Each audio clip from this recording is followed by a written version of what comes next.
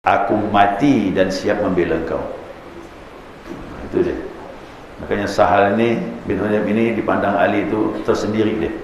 Makanya Ali menyatakan innahu badriun, dia termasuk pahlawan Badar yang perkasa dan gagah. Perang Uhud siap mati untuk melindungi Nabi Muhammad SAW. Ya. Nah, kemudian dia ini dia berbaiat dengan Nabi tadi tentang masalah siap mati jalan Allah Subhanahu wa taala. Nah, kemudian dia teman dekat Ali bin Abi Thalib. Ya, teman dekat Ali bin Abi Thalib. Waktu Ali bin Abi Thalib meninggalkan Madinah menuju ke Basrah, maka Madinah dipercayakan kepada beliau inilah Sahal bin Hunayf. Dan dia ikut perang Siffin. Jadi Sahal bin Hunayf ini ikut perang Siffin. Dia berpihak kepada Ali bin Abi Thalib. Ini masa-masa memang fitnah luar biasa ya. Perang Siffin, Bapak Ibu tahu tak? Ini perangnya bukan orang lain. Sayyidina Ali perang dengan Aisyah, isteri Nabi.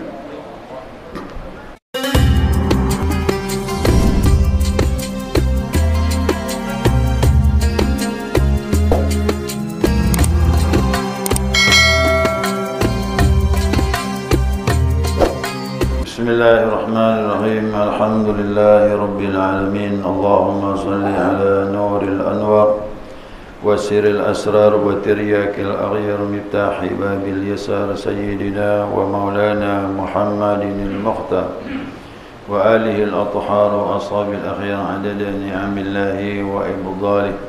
سبحانك لا علم لنا إلا ما علمتنا إنك أنت العليم الحكيم. اللهم ذكرنا ما نسينا وعلمنا ما جهلنا ولا حول ولا قوة إلا بالله العلي العظيم. قال المصنف رحمه الله تعالى ونفعنا بعلومه في الدارين آمين.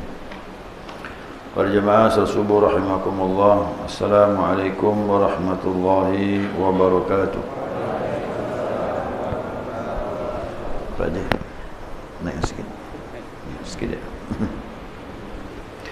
Ya, hadis berikutnya masih berhubungan dengan salat jenazah.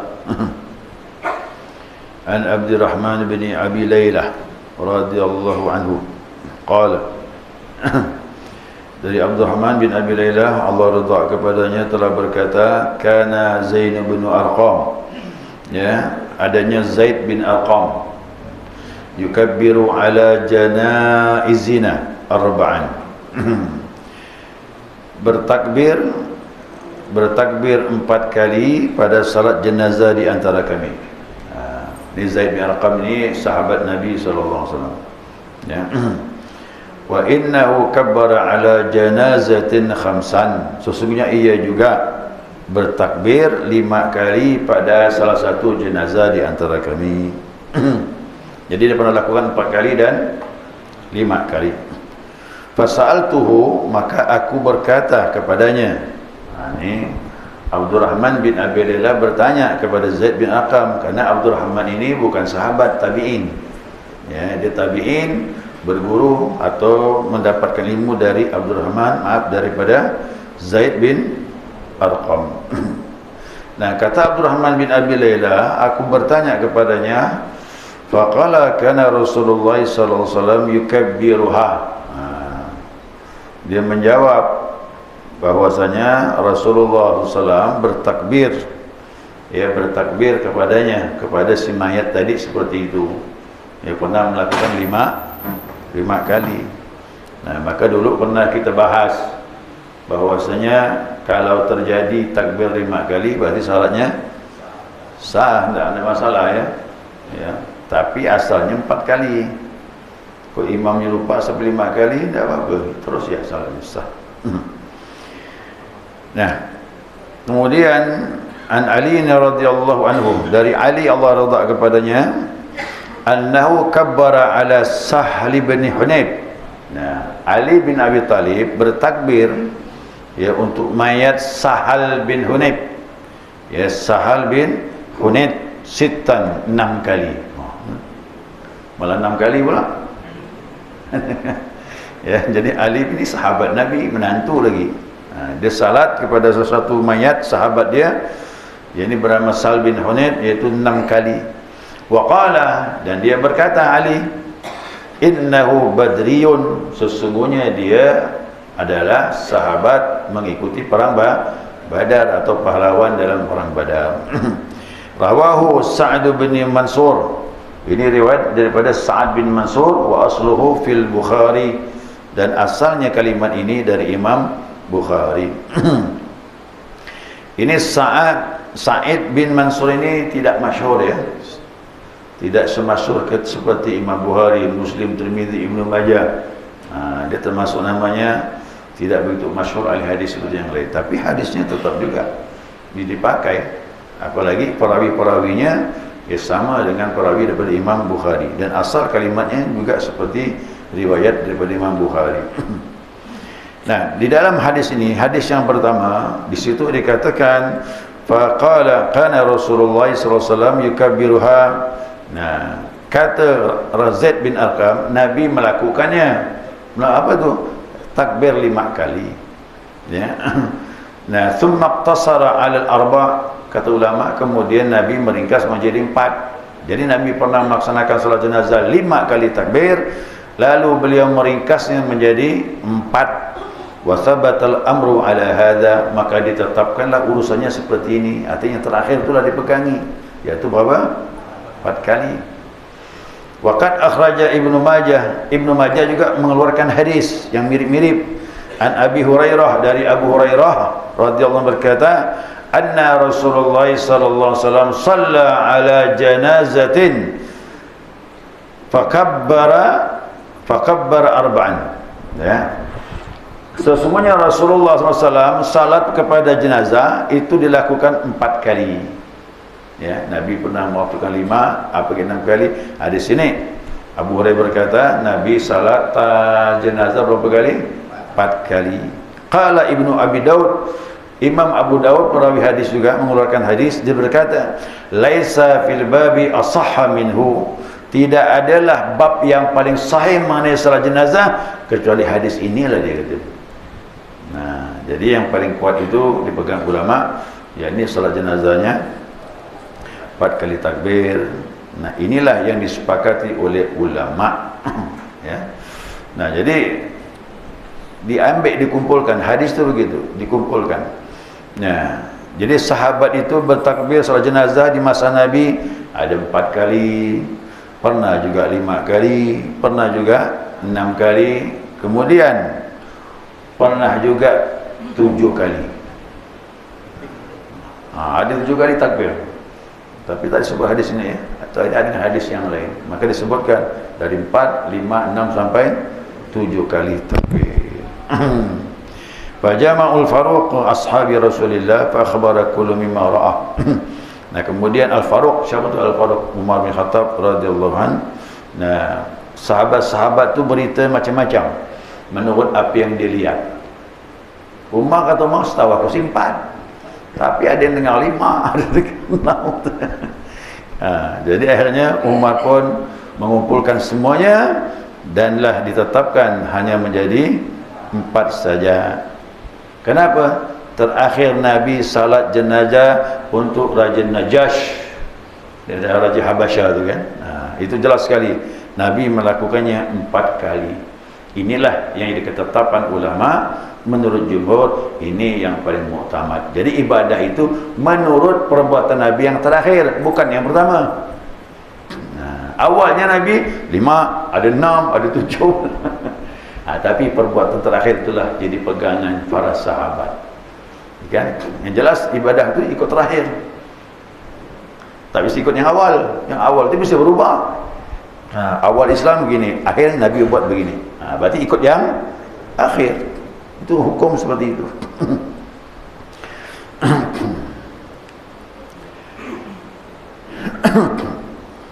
Ya. Nah, di sini ada namanya Sahal bin Hunayf. Ya, Sahal bin Hunayf ini orang dekat dengan Ali bin Abi Thalib. Ya, diceritakan. Jadi Sayyidina Ali salat jenazah untuk sahabatnya ini, namanya Sahal bin Hunayf. Sedikit saya jelaskan mengenai Sahal ini ya. Nama lengkapnya Sahal bin Hunayf bin Wahib bin Al-Aqim bin Tha'labah bin Mujdi'ah bin Al-Harith bin Amru bin Khannas. Banyak nama itu.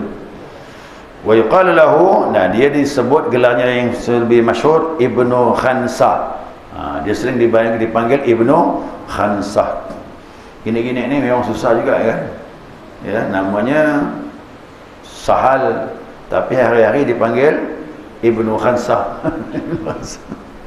Ibnu Khansah. Dia ikut pahlawan, dia sebagai pahlawan tadi kan, perang Badar dia ikut, perang-perang yang lain diikut bersama Rasulullah sallallahu alaihi wasallam. Apalagi waktu perang Uhud, dia bersama Nabi sallallahu alaihi wasallam, pasukan terpukul mundur, tapi dia tetap bertahan bersama Nabi sallallahu alaihi wasallam. Waktu itulah dia baiat dengan Nabi, ya Rasulullah, aku mati dan siap membela engkau. Itu dia. Makanya Sahal ini bin Hunayf ini dipandang Ali itu tersendiri dia. Makanya Ali menyatakan innahu badriun, dia termasuk pahlawan Badar yang perkasa dan gagah. Perang Uhud siap mati untuk melindungi Nabi Muhammad SAW. Ya. Nah, kemudian dia ini dia berbaiat dengan Nabi tadi tentang masalah siap mati jalan Allah Subhanahu Wa Taala. Nah, kemudian dia teman dekat Ali bin Abi Thalib. Ya, teman dekat Ali bin Abi Thalib. Waktu Ali bin Abi Thalib meninggalkan Madinah menuju ke Basrah, maka Madinah dipercayakan kepada beliau inilah Sahal bin Hunayf. Dan dia ikut perang Siffin. Jadi Sahal bin Hunayf ini ikut perang Siffin. Dia berpihak kepada Ali bin Abi Thalib. Ini masa-masa memang fitnah luar biasa ya. Perang Siffin, Bapak Ibu tahu tak? Ini perangnya bukan orang lain. Sayyidina Ali perang dengan Aisyah, isteri Nabi. Ya. Pernah terjadi perang Siffin dengan fitnah di antara sahabat. Nah, Aisyah punya pasukan, Ali juga punya pasukan. Kata Ali bilang, aku tidak mungkin untuk membunuh daripada istrinya Rasulullah. Kulapan ini dihentikan. Tapi fitnah tetap menyebar. Akhirnya perang terjadi. Nah, perang terjadi dimenangkan oleh Ali bin Abi Thalib. Nah, Aisyah dipindahkan. Nah, Aisyah terakhir dipindahkan dan diselamatkan oleh Ali dan diberi tempat yang khusus, tak diganggu lagi. Nah, kerana bagaimanapun tidak mungkin ya, isteri Nabi itu akan dibunuh. Dia disebut Ummul Mukminin. Jadi Sahal bin Hunayf ini ikut dengan Ali bin Abi Thalib. Nah, kemudian juga zaman Ali ni fitnah kuat ya. Dia perang lagi sama Umayyah tu. Dia berat lagi. Sama-sama sahabat Nabi. Jadi saya mohon maaf lah, memang cerita politik kekuasaan ni fitnah macam. Jadi jangan heranlah kalau cerita politik ni kadang-kadang terjadi pembunuhan satu dengan yang lain kena kekuasaan. Ya, sekarang lagi gitu kan. Berbunuh-bunuh kerana kekuasaan. Ya, Yaman perang tu ada kepentingan. Bukan Yamannya, di luar Yaman mengambil kepentingan. Dulu Kuwait dicapuk sama Saddam, ada kepentingan. Jadi masing-masing politik ni mohon maaf lah, tak ada heran lah memang. Bahkan terjadi pembunuhan. Indonesia pun juga begitu. Orang tak bersalah pun dibunuh. Jadi fitnah kekuasaan luar biasa. Jadi orang ingin mempertahankan kekuasaan, kok ada yang mengganggu dan dia melihat ini akan menggoncangkan kekuasaan aku, bunuh. Nah, itulah kata Nabi bilang, cerita dunia ni memang fitnahnya kuat. Ya, cerita dunia ni fitnahnya kuat. Nah, kemudian terakhir ya, Ali menyatakan dia termasuk pahlawan Badar. Dia ikut perang bersama Nabi. Kapan perang Badar tu? Tahun kedua Hijrah. Badar ini dia empat marhalah daripada Madinah. Satu marhalah itu hampir 2 kilo. Satu marhalah tu. Kalau 4 marhalah berapa? Hampir 8 kilo jaraknya dari Madinah. Kenapa disebut Badar? Dia bilang kanat li rajulin yusamma Badran. Kerana dulu ada orang lelaki yang tinggal di situ namanya Badar. Nama orang tu Badar tu. Nah, ya kan? Fasumiyat bi ismihi, maka dinamakanlah tempat itu nama dia Badar. Ya, biasa memang gitu. Mau tahu tak kiasnya macam mana? Daerah Paris. Paris Pontianak. Namanya apa tu? Itu nama orang sampai sekarang kan kekal, Farid Haji. Memang orang itu Husin yang punya tu, udah haji, tinggal dia buka paket di situ, belum ada orang lain, dia pertama buka paket situ. Orang pun ramai tinggal situ, satu datang, dua datang, tiga datang, orang menyebut, kau tinggal di mana? Farid Haji Husin. Tapi lebih keren, Paris. Dikeren-kerenkan sekarang kan, jadi Paris. Begitulah dia cerita Badar tu, asal nama orang. Ya, jadi disepakati para ulama bahwasanya ya, menurut jumhur anna takbirat salatul janazah arba'an.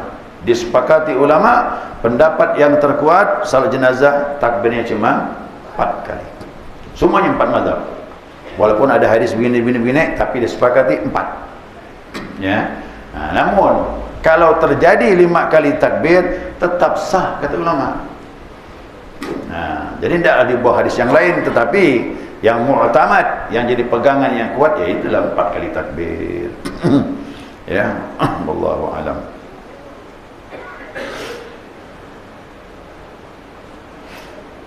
Ya, jadi Abdurrahman tadi bin Abi Laylah, siapa tu tadi?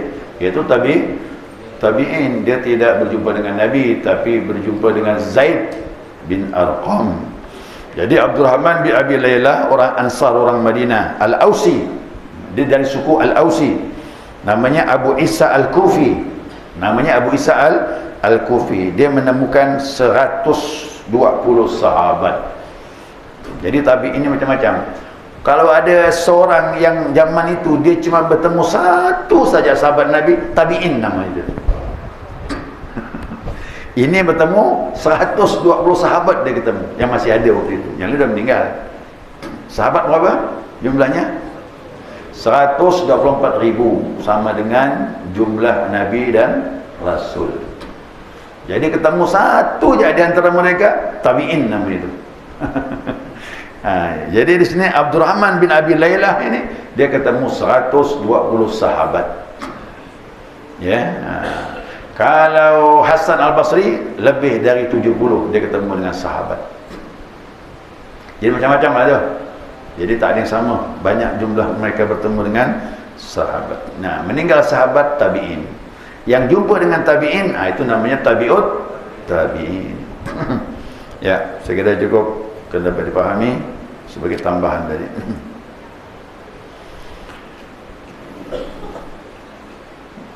Ini kita dah faham salat jenazah tu. Ya, yang mu'akamat 4 kali. Tapi kok terjadi sampai 5 kali, jangan mengundurkan diri, jangan membatalkan diri. Dan jangan sujud sahwi. Lebih ni sujud sahwi. Jangan, bingung dia orang kan. Salat jenazah pakai sujud.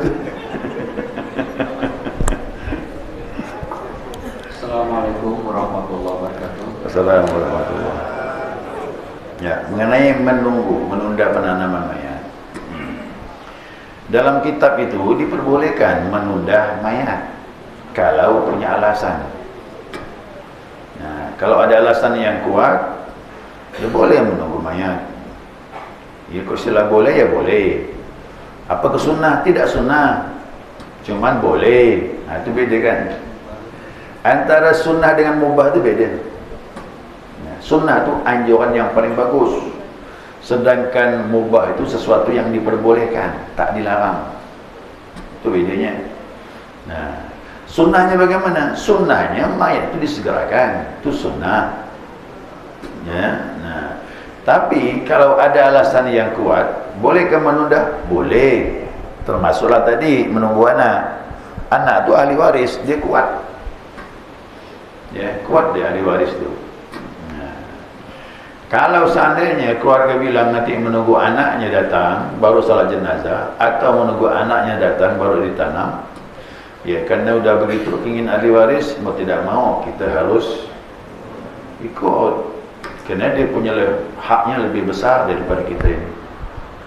Ahli waris lebih kuat. Nah, cuman yang terbaik itu tadi, kalaulah anaknya berbesar hati, berlapang hati, udahlah, tanamkanlah mayat ayahku, saya datang masuk ke kuburannya. Itu lebih baik. Pertimbangannya apa? Kasihan orang nunggu mayat. di rumah. Dan saya menyaksikan kesian mayat. Dapat informasi anaknya datang nanti lepas asar. Lepas asar lah nanti ditanam. Jadi orang yang datang pagi itu sampai zuhur tu, tidak mungkin bisa bertahan sampai asar. Ini bukan rumah aku, kata nak duduk sampai asar. Mau tak mau dia pun kembali ke rumah. Dia mau nanti pada asar. Waktu dia kembali ke rumah tu, dua kemungkinan, bisa datang, bisa tidak. Banyak tidak daripada datang. Takkan orang mau datang 2 kali. Yang penting dia bilang saya sudah salat jenazah, sudah selesai. Tanam urusan warisnya. Kasihannya lagi, waktu bawa ke kuburan tadi itu orang dah ramai lagi. Makin ramai itu makin bagus salat jenazah, ramai makin bagus. Kemudian lagi waktu membawa mayat juga begitu. Doanya orang ramai itu lebih lagi diijabah oleh Allah Subhanahu Wa Taala. Itu permasalahannya. Jadi bedakan antara sunnah dengan mubah itu. Sunnah anjurannya bersegera. Mubah boleh menunggu mayat kalau punya alasan yang kuat. Memang Nabi meninggal hari Senin, ditanam hari Rabu. Apa sebab? Nabi ini orang besar. Nabi ini orang besar, orang sembarangan. Jadi penundaan itu memang harus. Pertama penundaannya, mayat bertebaran. Sahabat bertebaran. Ada yang sedang perang, ada yang sedang berangkat menuju perang, ada yang berada di kota lain. Ini jangan sampai berita Nabi tak sampai kepada mereka ini. Kadang pemberitahu tadi itu dia perlu waktu. Dulu nyaman kok ada HP Dulu harus pergi pakai kuda tu, pacu kuda ke lokasi beritahu Nabi meninggal. Bukannya sebentar, kena yang jauh-jauh. Itu pertimbangannya. Yang keduanya lagi, mayat Nabi itu belum boleh ditanam terkecuali pemimpin pengganti Nabi sudah ditetapkan. Kerana kekuasaan tidak boleh kosong pemimpin, bahaya, chaos nanti dia. Jadi kalau negara tak ada pemimpin itu kacau. Walaupun 2-3 hari kacau. Makanya kesepakatan sahabat, tetapkan dulu siapa pengganti Rasulullah, khalifahnya, baru urus mayatnya. Itu penting. Kalau kita kan berpikirannya, tanamlah dulu, itu masalah dunia. Bukan. Itu bukan masalah dunia, masalah pemimpin. Itu kemaslahatan umat.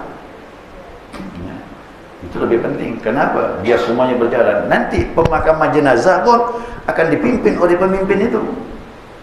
Tidak sembarangan. Begitu dia tetapkan pemimpin, langsung dia mengambil alih. Apa kebijakan, dia dulu ngomong. Kemudian baru musyawarah dengan yang lain. Dan keputusan ada pada dia. Termasuk nama mayat dan sebagainya. Itu. Kemudian yang ketiga, ditundahnya mayat Nabi tak masalah. Kerana mayat Nabi itu utuh, tak berubah. Beda mayat kita ni 3 hari dah mulai ada hawa-hawanya kita dia. Aroma-aromanya datang. Tu mayat manusia. Mayat manusia ni maaf, dia punya bau dahsyat. Dahsyat baunya tu. Maka dari itu tak sebabnya kenapa mayat Nabi ditunda. Kalau kita ni orang awam tak seperti Nabi, maka bersegera lebih bagus. Makanya Nabi mengatakan, mayat apabila akan dibawa, begitu naik tandu dari rumah mau turun, tu mayat menjerit. 2 ceritanya. Kalau mayatnya orang yang soleh, qaddimuni, sepatkan aku, segerakan aku. Tu yang soleh. Kalau yang salah, kalau banyak salah, begitu mayat ditandu depan pintu rumah, baru nak melangkah ni, kaki pertama, ya wailaha aina tadhhabu, hei celakanya kau mau bawa aku ke mana? Itu dia. Itu ya. Yang penting yang kedua sedulikan, bawa ya dah. Golongan yang kedua tu. Itu dia lah mau menjerit begitu, terserah dia lah. Yang penting sudah ceritanya sudah berakhir, dah harus kembali kepada Allah. Mau tidak mau, harus berangkat ke alam barzakh. Begitu ya. Nah, cuma kita prasangka baik yang pertama kan dipercepat malah bagus, dia senang dia tuh minta dipercepatkan. Ya, mudah-mudahan kita termasuk itu. Minta dipercepatkan. Nah, itu deh, itu pertimbangannya. Jadi sunnahnya dipercepat, tapi boleh hukumnya mubah dengan alasan-alasan tertentu. Ya. Dan tak berusaha nunggu terlalu lama anak-anaknya nih. Si anak tadi beri nasihat, perlu kan nunggu kau nih, orang lagi ramai nih. Nah, terlanjur ramai ini kan bagus dibawa ke kuburan. Kau nunggu kau datang nanti pada asal, boleh jadi orang udah pada pulang ke rumah masing-masing. Bagaimana? Nah, dia bilang, yalah, kata dia. Silakanlah jalankan, nanti saya suka datang ziarah ke kuburannya. Bagus, kan lebih bagus tu. Tapi dia bilang, jangan tunggu saya. Tunggulah. Harus tunggu saya. Itu yang susah, tak harus tunggu. Harus, kena hak dia. Kita bisa apa? Ini ahli waris. Kalau misalnya Pak Kipayang bilang, aku mau balik nih kawin 6 nanti. Dia bilang balik-baliklah. Yang mandikan mayat ni jangan nunggu lama-lama, aku nak balik, baliklah. Kata dia. Apa dia apa? Bukan kau yang satu mandikan mayat, kata dia.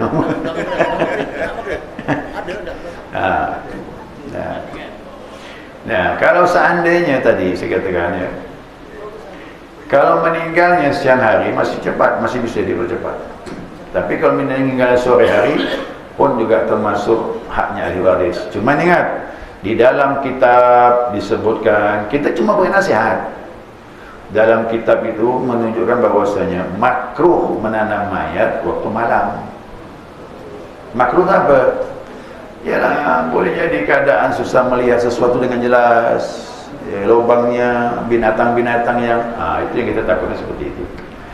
Tapi tetap terjadi, boleh. Nah, memakruhkan belum sampai haram. Belum sampai haram tu. Ya, silakan. Nah, ini maka saya katakan kok dapat yang makruh pun ditinggalkan. Ya, selama kita masih sempat siang hari lah kita kerjakan. Ada juga mayat tu meninggal begitu datang dari luar kota sampai di sini dan dimandikan sih mayat tu jam 5. Kalau dah dimandikan langsung ya bawa gitu. Siap dengan ambulan dengan apa telefon sini dekat maghrib bawa gerak. Begitu mayat masuk lubang azan maghrib.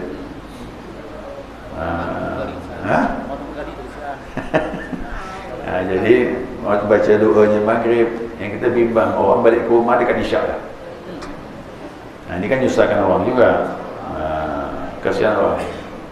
Ya kan, susah.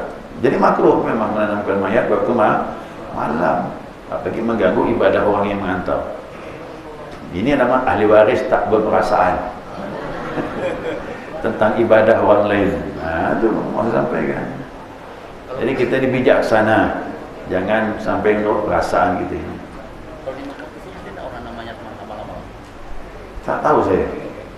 Apakah di Mekah itu ada orang namanya malam? Wallahu a'lam. Ya. Tapi jamaah peperangan Nabi ada sahabat di tanah waktu malam, kerana tak bisa nunggu besok udah bergerak lagi. Jadi memang keadaan, maka saya katakan tadi, hal-hal seperti itu boleh dilakukan kerana memang keadaan, ya. Tapi itu namanya masa darurat. Kalau ikhtiar masih boleh memilih, pilihlah siang.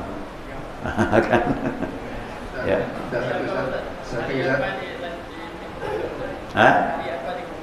Apa dia? Rabu. Nabi ditanam hari Rabu, meninggal hari Senin. Itu berita yang mu'tamad, yang kuat Rabu. Ada yang bilang Selasa, tapi yang kuat Rabu. Nabi meninggal Senin, ditanam hari Rabu. Jadi ada seorang dianggap ustaz lah di Pontianak, guru dia meninggal, ditanam 3 hari berikutnya. Apa ikut Nabi, kata dia. Untung tak berubah mayatnya. Kalau berubah dah lari dah orang. Ya kan? Ya, subhanakallahumma wa bihamdika asyhadu an la ilaha illa anta astaghfiruka wa atubu ilaik. Allahumma salli ala Muhammad.